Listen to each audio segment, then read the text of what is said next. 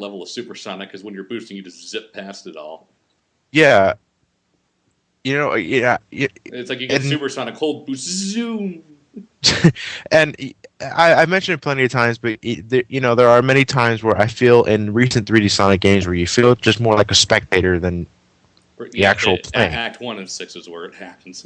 Act one, Act one is probably the worst of any. It's not a really good first impression. If for the first 30 seconds of a level, all I'm doing is running with no input from me whatsoever. I get that the point of that sequence is just to show off how colorful the level is. It's With like, we Sonic can make running. the Wii look great. Yeah, but this is I'm just not here to look at a pretty picture. I'm here to play a game, and I know 30 Thank, seconds may not seem like a lot of time. No, I know it's actually really not 30 seconds. It's more like 26 if you want to be really nitpicky, you fucker. But you know, still 30 to 26 seconds looking at essentially what is a repeated animation it's not fun. Thankfully, the other acts don't have this problem. No, it don't. It gets better as it goes along, They get a but lot. They get for some reason this level is the most platformy. But what between the spring automated spring thing, the indoor spike cube thing, any anti-gravity. and the hover No, puzzle wait. level. Anti-gravity was Asteroid Coaster, was it? Anti gravity was asteroid coaster. I'm talking about the hover puzzle Okay. level, Oh, which was actually a really good level. I have to admit.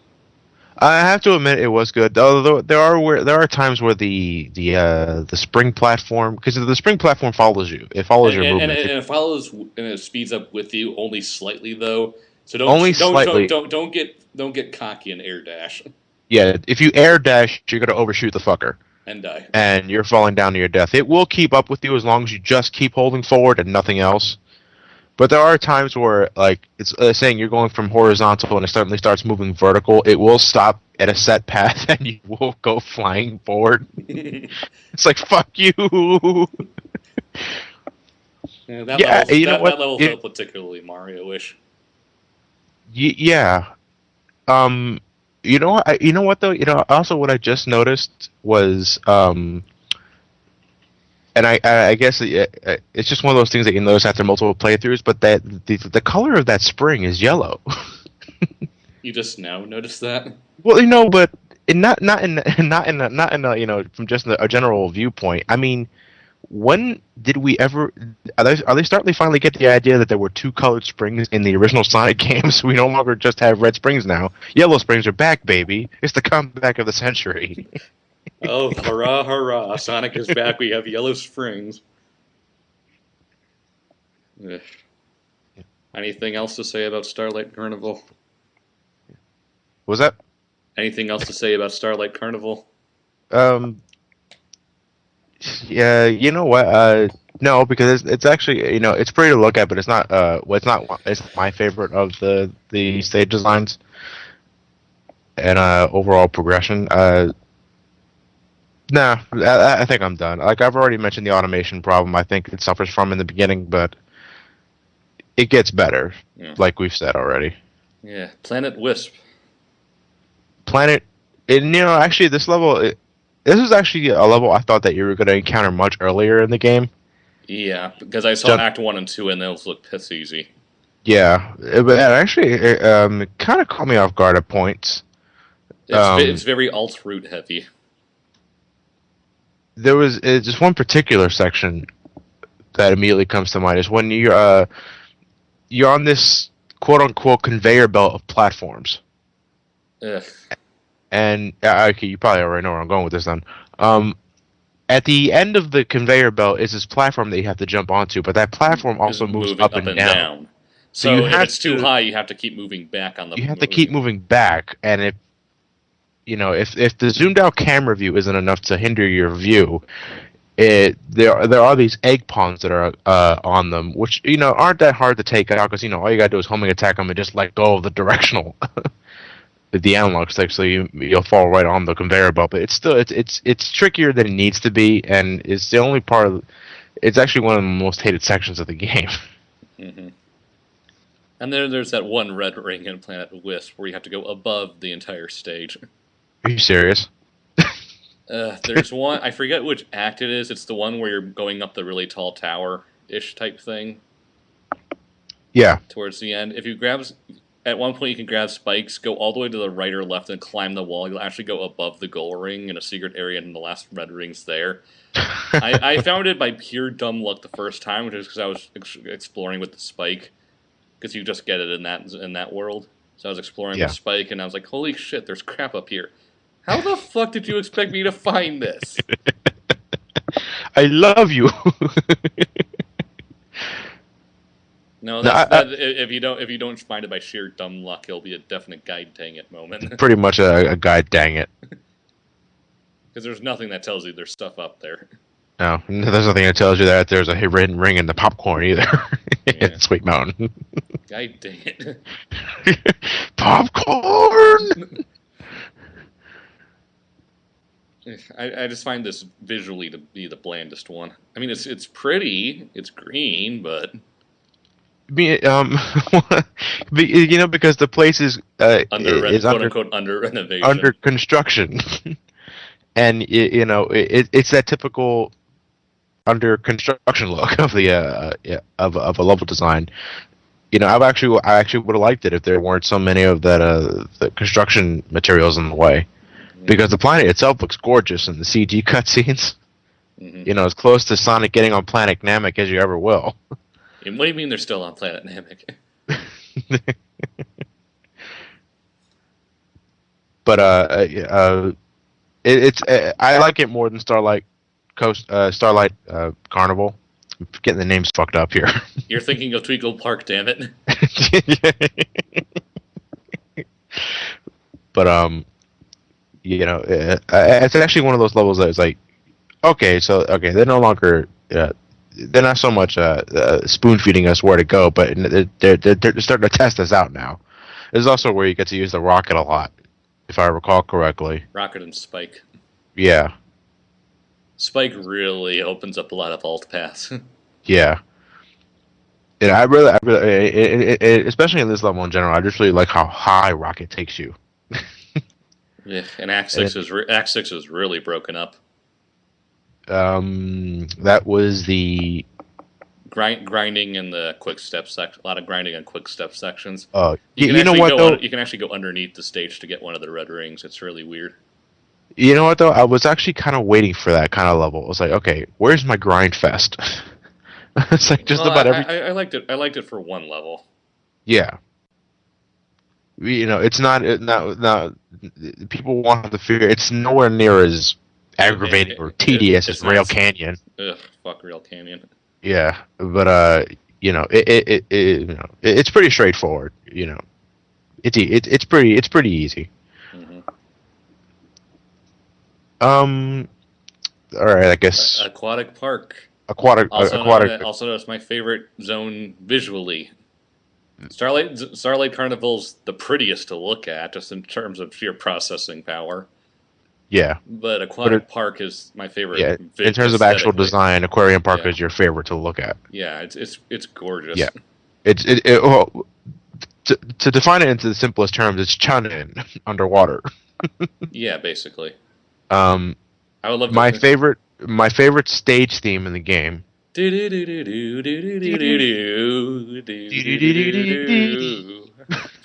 never gonna get that out of my head, damn it.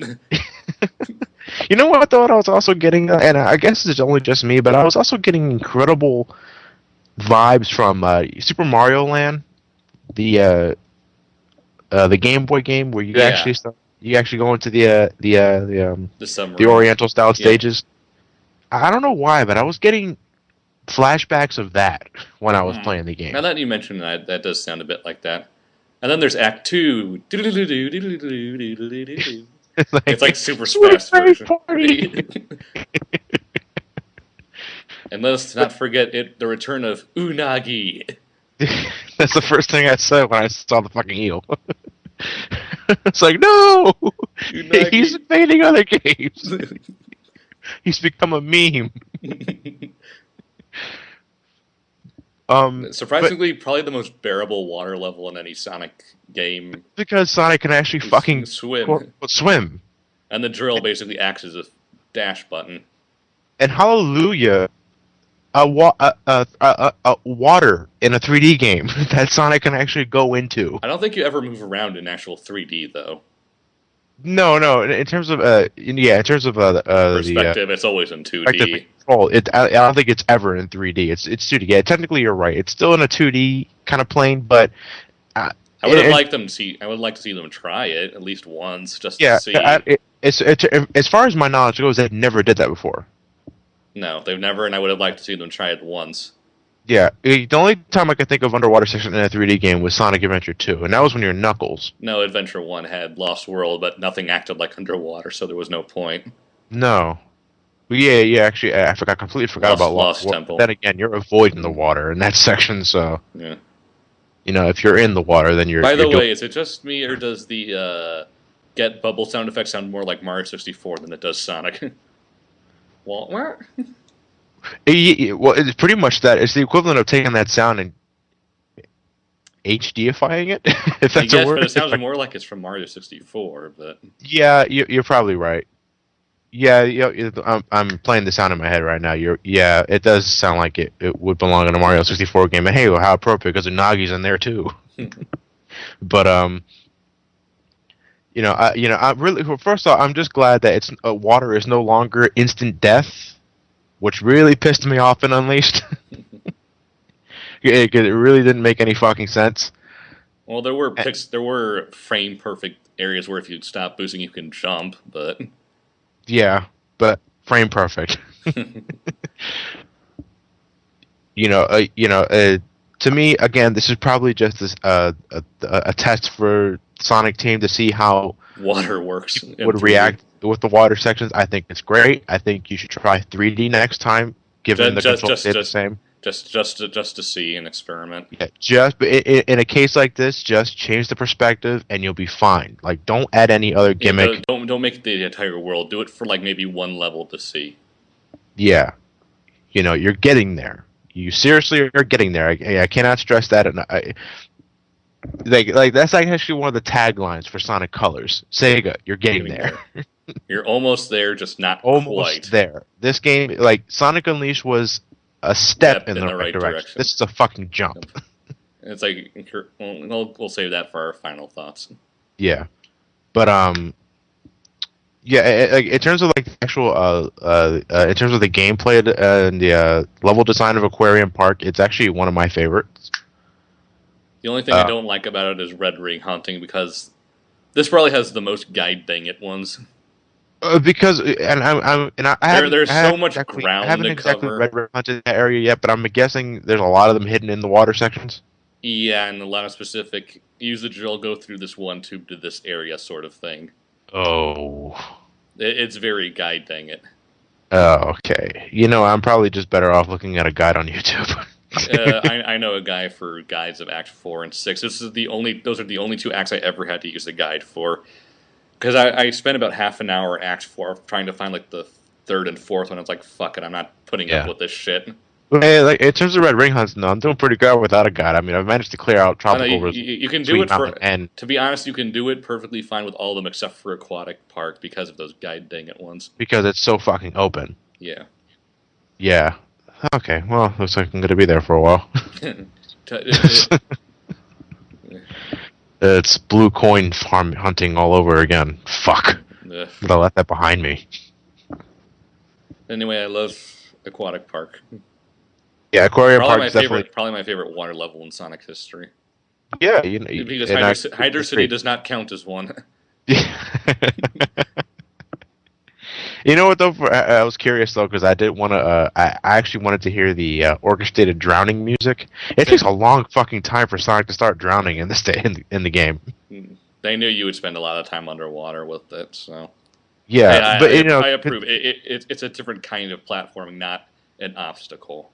Yeah, like in terms of, and I actually use it to meter how much you suck. If you start hearing the drowning music in Sonic Colors, you suck. Yeah, there are certain areas where There was never a time where I actually heard the drowning music until that one time where I just you're gonna hear stood it. still for 30 seconds. You're gonna hear it trying to get what particular red